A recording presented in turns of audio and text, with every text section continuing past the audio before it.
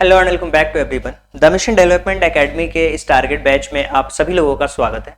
Dear students, अगर आप class 9th में एडमिशन लेना चाहते हैं, चाहे वो सैनिक स्कूल हो, नवोदय स्कूल हो, सीएचएस हो, मिलिट्री स्कूल हो या किसी भी तरीके के जो स्कॉलरशिप टेस्ट होते हैं, अगर आप उनके अंदर भी पार्टिसिपेट करना चाहते हैं तो ये टारगेट बैच आप सभी के लिए बहुत ही ज्यादा इंपॉर्टेंट रोल प्ले करने वाला है। डियर स्टूडेंट्स, एक बात मैं आपको बताना चाहूंगा कि इस टारगेट बैच के अंदर हमने लगभग पूरा सिलेबस कंप्लीट कर लिया है। अभी हम इंग्लिश के सिलेबस को कंप्लीट कर रहे हैं और इंग्लिश के सिलेबस के अंदर मैं आपको बता दूं कि हमने जो लास्ट लेक्चर डिस्कस किया था उसके अंदर हमने फ्रेजेस के बारे में बात करी थी, क्लॉज के बारे में बात करी थी, क्लॉजेस एंड फ्रेजेस के बारे में डिटेल में हमने समझा था कि एक्चुअल में ये क्या होते हैं। और आज हम डिस्कस करेंगे ऑर्डर ऑफ सेंटेंसेस के बारे में। वैसे तो ये टॉपिक बहुत ही छोटा सा और बहुत ही सिंपल सा टॉपिक होने वाला है, लेकिन ऑर्डर ऑफ सेंटेंसेस को समझने से पहले कुछ रूल्स हैं हमारे बेसिक्स। अगर आप हमारे साथ पढ़ना चाहते हो बिल्कुल एक सीरियस लर्नर की तरह, ऐसा नहीं कि आए वीडियो देखा चले गए, नो। अगर आप एक सीरियस लर्नर हो तो डेफिनेटली ये वीडियो आपके लिए ही है। सच में सिलेक्शन चाहते हो, सच में चाहते हो कि नहीं मैं टॉप करूं सैनिक स्कूल में, आरएमएस में, सीएचएस में, तो ये आपके लिए है। और मैं आपको बता देना चाहता हूं कि हमारे कुछ रूल्स हैं।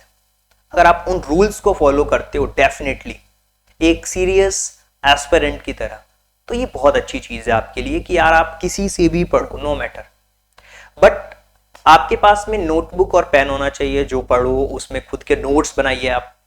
इसके अलावा रिवीजन करते रहिए बार बार, वीडियो बीच में छोड़ करके नहीं जाना। ये आदत अब क्या एक्चुअल में हमारी जो आदत है ना, वो आज के समय में बिल्कुल 30 सेकेंड 40 सेकेंड्स की वीडियो देखने की आदत हो गई। तो एक्चुअल में होता क्या है कि जब हम लंबी वीडियोस की बात करते हैं 30 मिनट 40 मिनट की, तो हम उसको देख नहीं पाते, ना हम उसको देखने की कोशिश करते हैं।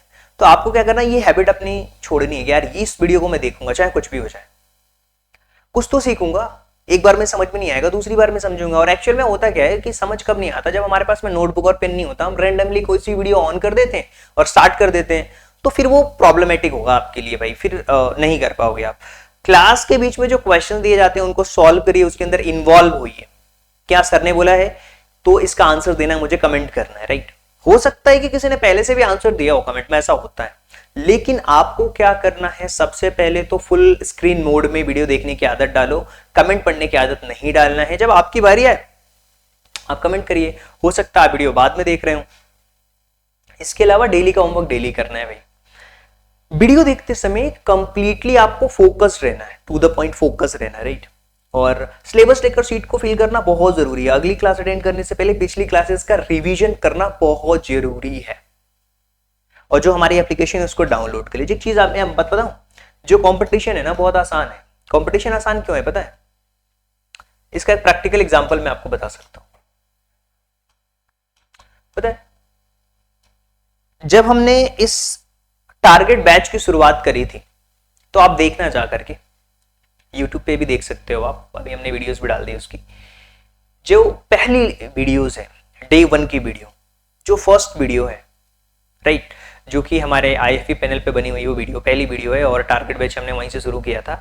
और उसके पहले हमारे पास एक छोटा सा सेटअप होता था, वहां पे क्लासेस होती थी। और जो डे 1 की वीडियो है ना, उसमें हजारों में व्यूज आपको देखने को मिलेंगे, लेकिन अभी आप रिसेंट की वीडियोस देखोगे उतने बच्चे नहीं है। मतलब जब शुरुआत हुई थी तो हजारों लोगों ने उस वीडियोस को देखा, बट एट द टाइम अभी केवल कुछ सैकड़ों लोग ही उस चीज को देख रहे हैं। अभी करंट सिचुएशन की बात कर रहा हूं, जब ये वीडियो शूट कर रहा हूं, मे भी हो सकता है कि बहुत सारे लोग देखने लगे। तो कंपटीशन का लेवल समझो कि शुरुआत में ऐसे हमारे पैड बैचेस में भी होता है। स्टार्टिंग में मान लो किसी पैड बैच में, एक बहुत ही सिंपल से एग्जांपल लेता हूं, चूंकि हमारा चैनल बहुत छोटा है। मान लीजिए कि 100 स्टूडेंट्स आते हैं। अब ये 100 स्टूडेंट्स में क्या होता है ना, शुरुआत के दिनों में यहाँ पे 20 दिन बाद क्या होगा, स्ट्रेंथ 80 की हो जाएगी। फिर अगले दिन स्ट्रेंथ क्या हो जाएगी, ये 60 की हो जाएगी। फिर स्ट्रेंथ क्या हो जाएगी, 40 की हो जाएगी। जब पूरा कोर्स चल रहा होता है ना, तो लास्ट में आके केवल 10 से 12 बच्चे बचते हैं जो प्रॉपर होमवर्क सबमिट करते हैं, प्रॉपर टेस्ट देते हैं। अगर मैं और भी देखूं, चेक करूं बहुत अच्छी तरीके से कि कोई ऐसा बच्चा जो प्रॉपर टेस्ट दे रहा हो, राइट, टेस्ट के बाद खुद को एनालाइज कर रहा हो, जो हमारे रूल्स हैं उनको फॉलो कर रहा है, तो मात्र 100 में से अगर वो 5 बच्चे भी मिल जाते हैं ना, तो बहुत बड़ी बात होती है। तो कंपटीशन जो आपको भीड़ दिख रही है वो नहीं है भाई। इसका एक प्रैक्टिकल एग्जांपल मैं आपको बता रहा हूं, ऐसा होता है प्रैक्टिकली, सच्चाई बता रहा हूं मैं आपको। पढ़ने आए इतने लोग, लेकिन होता क्या है कि कम होता है, धीरे धीरे वो स्ट्रेंथ कम हो जाती है। तो वाकई जो स्ट्रेंथ है वो बहुत कम है, ऐसा हर चीज में होता है। आपको केवल क्या है, मेरे साथ डेली पर डे बेसिस पे चलना है। अगर आप ये फॉलो करते हो, रूल्स फॉलो कर रहे हो, वेल एंड गुड भाई। मैं बार बार उसी चीज को रिपीट करता हूं। अब होता है कि कुछ लोग बिल्कुल पेपर के एकदम बिल्कुल लास्ट दिनों में पढ़ते हैं, और पता है हमारे चैनल का एनालिटिक्स भी यही कहता है। मैं बता रहा हूं क्या होता है, जब पेपर आने वाले होते हैं ना, उसके 10-15 दिन पहले का जो व्यूज होता है बिल्कुल पीक पे होता है, पेपर खत्म होते हैं व्यूज डाउन। भाई आपको अभी से तैयारी करना चाहिए। कहते हैं ना, जब भूख लगी है तो खाना खाने जाते हैं लोग। ऑर्डर ऑफ सेंटेंसेस आज हम पढ़ेंगे, क्लियर है?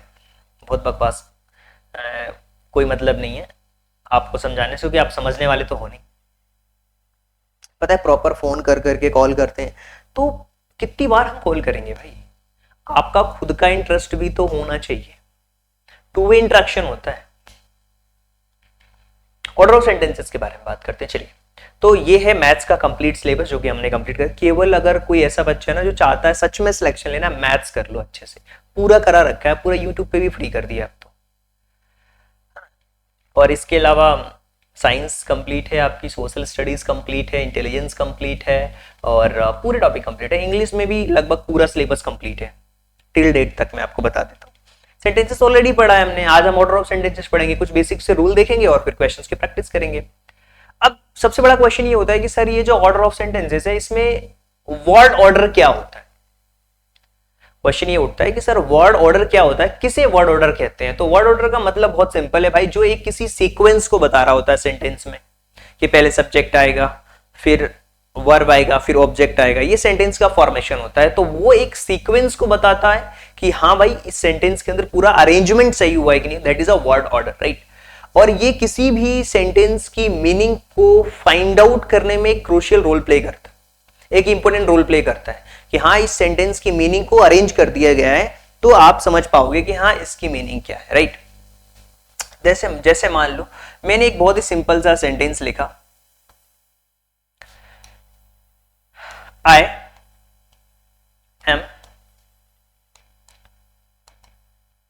Teaching English subject. अब इस सब्जेक्ट, इस सेंटेंस में वर्ड ऑर्डर का क्या मतलब है? इसमें वर्ड ऑर्डर का ये मतलब है कि भाई यहां पे जब ये प्रॉपर तरीके से अरेंज है तो ही तो आप इसकी एक मीनिंग को डिटरमाइन कर पा रहे हो, समझ पा रहे हो कि इसकी प्रॉपर मीनिंग क्या है। अगर इस वर्ड में ये वर्ड आगे कर दूं, ये वर्ड पीछे कर दूं, ये वर्ड और इसके आगे कर दूं, तो क्या आप समझ पाओगे कि इसकी प्रॉपर मीनिंग क्या है? आप नहीं समझ पाओगे। क्यों? आप डिटरमाइन ही नहीं कर पाओगे उसकी मीनिंग को। तो वर्ड ऑर्डर इसलिए इंपॉर्टेंट रोल प्ले करता है किसी भी सेंटेंस में। अगर आपको एरर फाइंड आउट करना है या फिर कुछ और चीजें भी समझनी हो तो ये आपको वर्ड ऑर्डर समझना पड़ता है। ये इंपॉर्टेंट क्यों है मैंने बता दिया आपको। कंप्लीटली मीनिंग को समझाने में हेल्प करता है। जैसे लिखा है ना, placement of only in the sentence. जैसे लिखा है, आई like non vegetarian dishes, nothing else expecting liking, right? अब यहाँ पे एक और सेंटेंस देखो। अब ये चारों सेंटेंसेस में डिफरेंस मैं आपको बता रहा हूं। ये बहुत ही डिफरेंट टाइप का एक सेंटेंस है। मैं आपको सारी चीजें बता दूंगा कि ये इंपॉर्टेंट क्यों है, ये चीज इंपॉर्टेंट क्यों। भाई कॉपी के अंदर नोट डाउन कर लो, और ये हर बार काम आने वाली है आपके। अब देखिए यहां पे केवल जो ओनली वर्ड है ना उसको चेंज करूंगा एग्जांपल्स में। आप मीनिंग देखना यूं कैसे चेंज होती है। आई only like non vegetarian dishes, तो क्या हो रहा है यहां पे? ये बोल रहे हैं कि केवल उसे I only like non vegetarian dishes, मतलब नथिंग एल्स एक्सपेक्ट लाइक। अब only I like non vegetarian dishes, no one else like them, only I like. ये क्या बोल रहे हैं? केवल मैं ही पसंद करता हूं, इसके अलावा कोई नहीं पसंद करता है। और ये I like, I only like, और ये यहां पे मीनिंग क्या निकल के आ रही है फर्स्ट वाले में? कि मुझे पसंद है नॉन वेजिटेरियन डिशेस, राइट, इस तरीके से ये बोला हुआ, राइट। यहां पे क्या हो रहा है, केवल मुझे, ओनली आई, बोल रहा है कि मेरे अलावा बस मैं ही हूं जो लाइक करता हूं इस चीज को। अब देखिए आई लाइक ओनली यहां पे लिखा हुआ है वर्ड, इसका मतलब no other type of food, कोई और फूड उसको पसंद ही नहीं है। अब आप कह सकते हो आई like non vegetarian dishes only, ये लगभग इस तरीके के सेंटेंस के जैसा है। तो केवल ओनली को चेंज करने से मीनिंग कितनी चेंज हो जा रही है, आप इसको ध्यान से समझ सकते हो। एक बार फिर से देखो इस चीज को, मैं आपको बता रहा हूं यहां पे वर्ड ऑर्डर इंपॉर्टेंट क्यों है, इसलिए देखिए क्यों। यहां पे एक सेंटेंस लिखा है आई only like non vegetarian dishes, nothing else expect liking, पसंद है, ठीक है भैया, मुझे केवल पसंद है ये चीज, फर्स्ट वाले की मीनिंग। जैसे ही ओनली आई लाइक, केवल उसे पसंद है वो चीज, बाकी किसी दूसरे को पसंद नहीं है, no one else. I like only मतलब उसे केवल यही पसंद है, non vegetarian, no other type of food is like. यहां पे लास्ट में ओनली लिख दिया है, इसका मतलब क्या है, ये जो तीसरे नंबर का सेंटेंस है उससे मिलता जुलता है, आई like non vegetarian dishes only.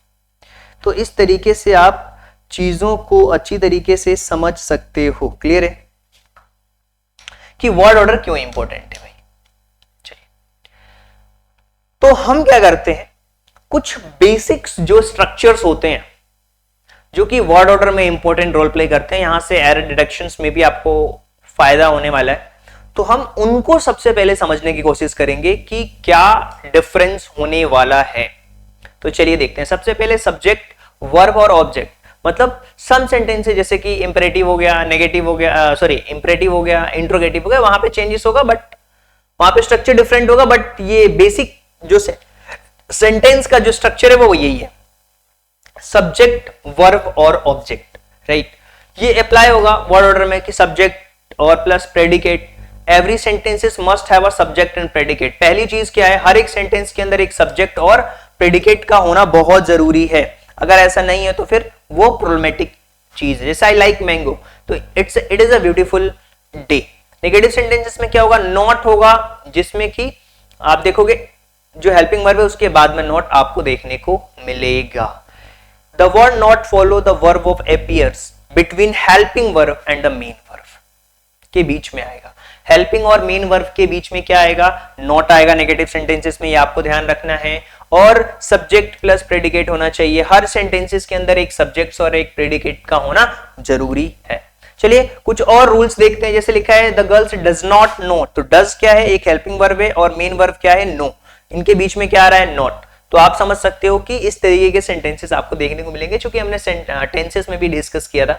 और इंट्रोगेटिव सेंटेंसेस की बात करें तो वो स्टार्टिंग होता है, अलग अलग टाइप के सेंटेंसेस होते हैं। अगर किसी क्वेश्चन का आंसर केवल यस या नो में होता है, उस कंडीशन में जो हमारे इंट्रोगेटिव सेंटेंसेस होते हैं वो हेल्पिंग वर्ब को सबसे आगे रखते हैं। जैसे आर यू हैप्पी, मैं आपसे पूछ रहा हूं, इसका आंसर केवल यस हो सकता है या फिर नो हो सकता है। मैं आपसे पूछ सकता हूं आर यू स्टूडेंट, इसका आंसर यस या नो होगा, राइट।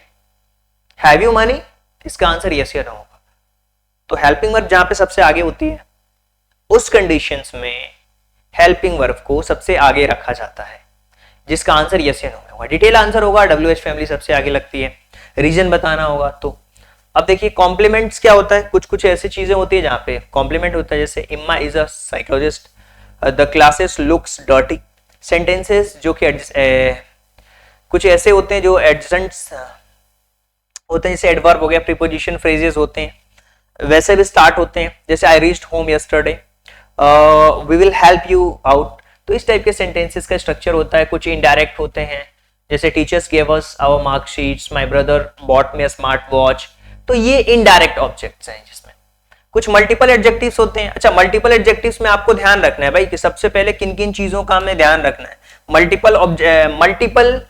मल्टीपल एडजेक्टिव्स को कैसे हमें डील करना है उसको समझिए। सबसे पहले डिटरमाइनर होगा, क्वांटिटी आएगी, option, size, age, shape, colour, origin, material और पर्पस। ये इस तरीके से इनका स्ट्रक्चर चलता है। जैसे एग्जांपल में चलते हैं, my mother give me a big white teddy bear, big size के बारे में बात हो गई, राइट।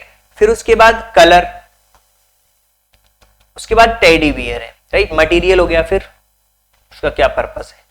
इसी तरीके से beautiful long black leg dresses, तो ये स्ट्रक्चर याद रखना, determiner, quantity, opinion, size, age, shape, colour, origin, material और पर्पस, ये लिख लेना इसको।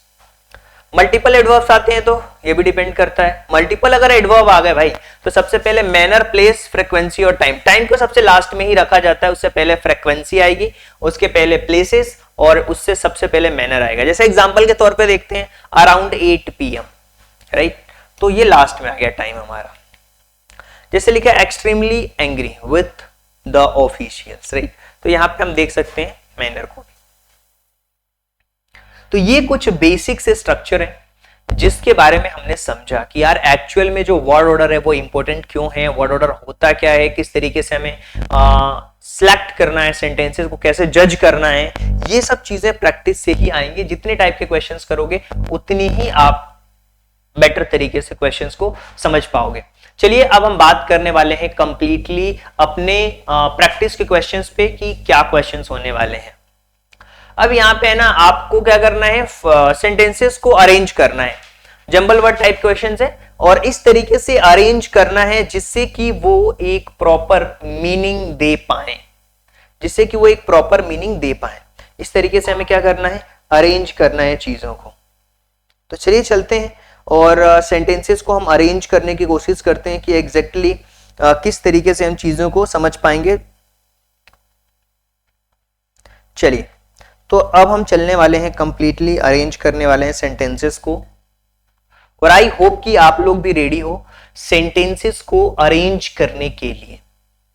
Let's start with the first questions. यहां पे लिखा हुआ है choose the correct sequence, into the water लिखा है everyone crowded to see jump around him, right. तो सबसे पहले हम यहां पे अगर देखें ध्यान से तो आप देखोगे कि जो ABCD वाला जो वर्ड है ना, ये A यहाँ पे है, B यहाँ पे है, C यहाँ पे है, D यहाँ पे है, E यहाँ पे और F यहाँ पे। ये स्लैश से आप जज करना है ना, इससे जज मत करना, ये उसकी पोजीशनिंग सही नहीं हो पाई है, ठीक है। स्लैश से जज कर लेना आप, है ना, ये स्लैश है, ये स्लैश है, ये स्लैश है, ये स्लैश है, ये स्लैश है। चलिए सबसे पहले हम इसको अरेंज करने की कोशिश करते हैं भाई कि क्या होगा यहाँ पे। तो सबसे पहले हम कह सकते हैं कि एवरीवन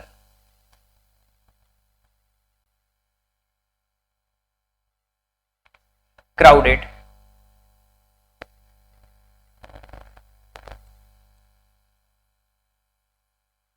everyone crowded, right, और to see him jump into the water।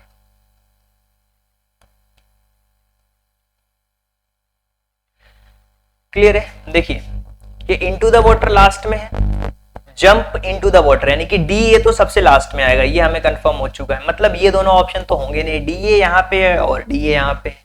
अब हमें अरेंज करते जाना है क्वेश्चंस को। Everyone crowded to see him, ये ऑप्शन नंबर जो डी है वो मोस्ट एक्यूरेट आंसर होने वाला है। तो यहाँ पे जहां पे भी हमें एक प्रॉपर मीनिंग निकल करके मिले, जहां पे भी हमें एक प्रॉपर मीनिंग मिलेगी हम वहीं उसी तरीके से अरेंज करने वाले हैं। तो चलिए इस क्वेश्चंस को भी अरेंज करिए। मैंने आपको हमेशा बोला इसके बेसिस पे आपको जज नहीं करना है, ये आपका ए होगा, ये बी होगा, ये सी होगा, ये डी होगा और ये आपका ई होगा। तो इस बेसिस पे आपको बताना है कि इसका करेक्ट ऑप्शन क्या होने वाला है। किससे स्टार्ट होना चाहिए? It was, it was, it was beautiful,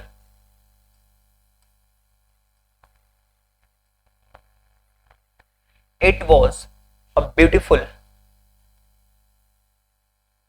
cold day।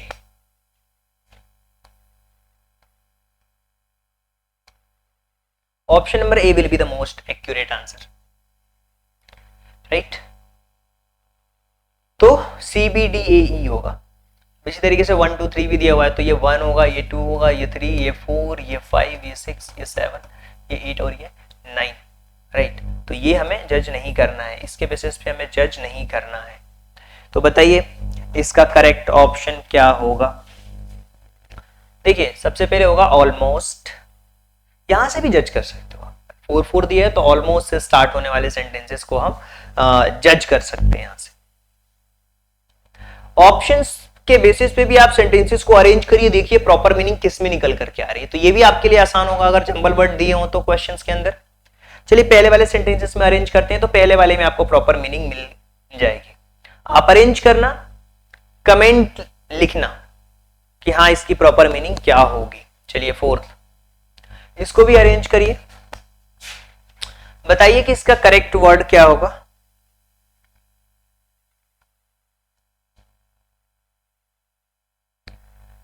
Thomas Alva Edison is the most remarkable inverter in the world. तो बी वाला जो ऑप्शन है वो सबसे ज्यादा एक्यूरेट है, तो option number B will be the correct, क्योंकि प्रॉपर मीनिंग इसी सेंटेंसेस में हमें मीनिंगफुल सेंटेंस ये दिख रहा है। अगर हम बात करते हैं इस सेंटेंस की, तो आप देख सकते हो कि यहाँ पे जो प्रॉपर मीनिंग आ रही है वो क्या होगा, यहाँ पे हो जाएगा इट हैपेंड, ये होगा ऑप्शन नंबर डी वाला करेक्ट है ना, आप अरेंज कर लेना इसको। 6th वाले क्वेश्चंस में देखते हैं, history of India then was there Mahatma Gandhi never is greater man. तो यहां जो हमारा never in the history of India, option number जो डी है वो करेक्ट है। चलिए अब ये इसमें कोई ऑप्शन नहीं है, इसमें कोई ऑप्शन नहीं है, इस बार थोड़ा अलग दिया मैंने सेंटेंसेस आपको, इसमें अरेंज करके बताना है आपको भाई कि क्या होगा। जंबल वर्ड दे दिए डायरेक्टली, अब आप अरेंज करो और बताओ कि सेंटेंस में क्या होगा, और फिर आप मैच करना, बताना कमेंट करके कि आपका प्रॉपर आंसर क्या आया हुआ है। क्योंकि बहुत बार क्या होता है कि जब आपको क्वेश्चंस दे दिए जाते हैं तो आप ऑप्शन से भी जज कर लेते हो, तो आपके लिए मैंने क्या किया, डायरेक्टली जंबल वर्ड दे दिए और इसका मीनिंगफुल वर्ड बनाना है। तो क्या स्टार्ट करके देखिए क्या हो सकता है। एक आपको 30 सेकेंड्स का टाइम दिया जा रहा है, तो आप अरेंज करिए, बताइए कि क्या होगा इसका करेक्ट वर्ड, करेक्ट सेंटेंसेस क्या होंगे, आपको जज करना है इसको। 7 से लेकर 12 तक के ऐसे ही क्वेश्चंस आपको देखने को मिलेंगे। तो चलिए देखिए इसमें सेंटेंस की बात करते हैं, तो होगा my uniform is so itchy that I can not wait to take it off, right. इसमें भी देखिए अर्ली राइजिंग क्या होगा यहां पे, early rising good for both old and adults.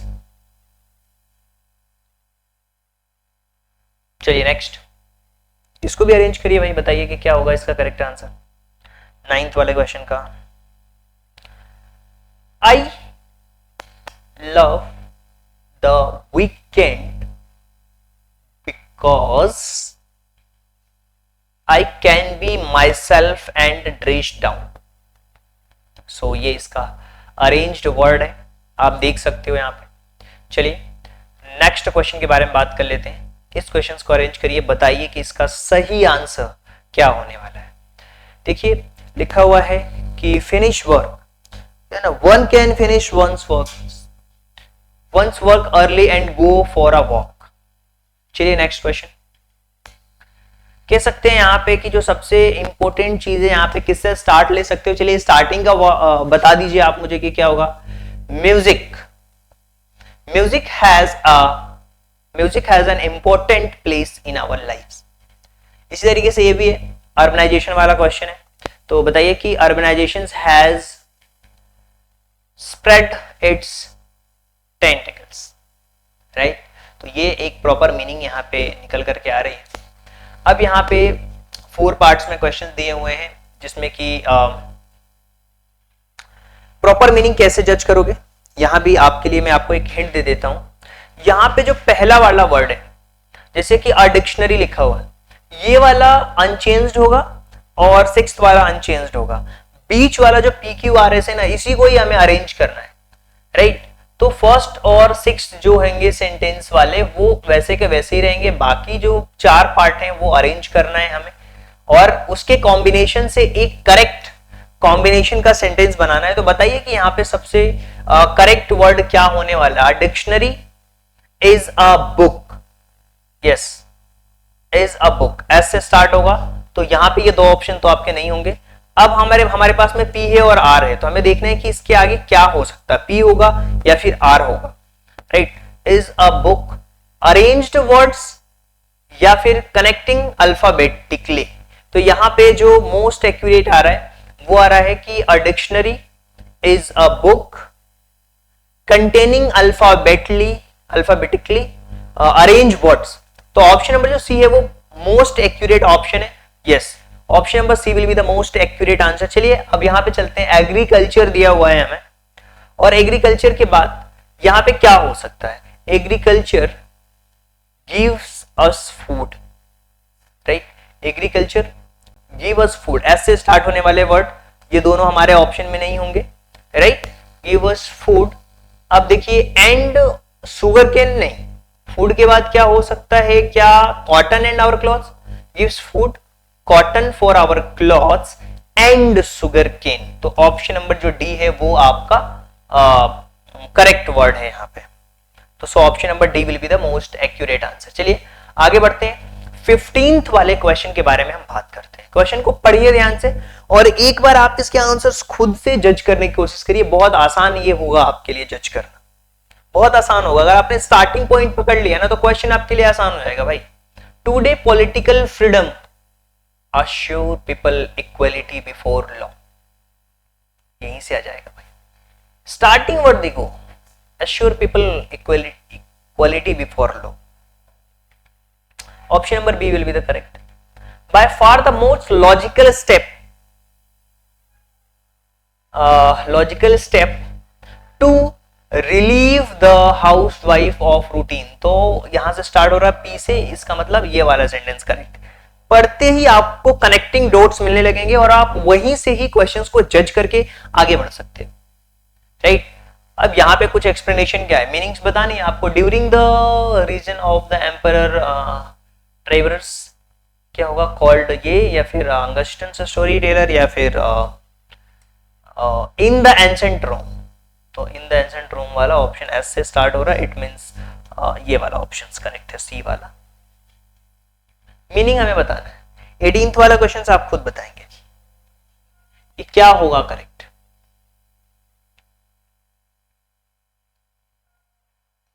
As a messenger, तीनों में आ रहा था, ये वाला सही है। In the olden days, messenger in the olden days, P के साथ हमें कनेक्ट करना है किसको? आर को। तो पी आर हमारा कनेक्ट हो गया, यानी पी आर कनेक्ट हो गया। इन दोनों में से फिर एस पहले आएगा, राइट? दोनों ऑप्शन यहीं पे एलिमिनेट हो गया।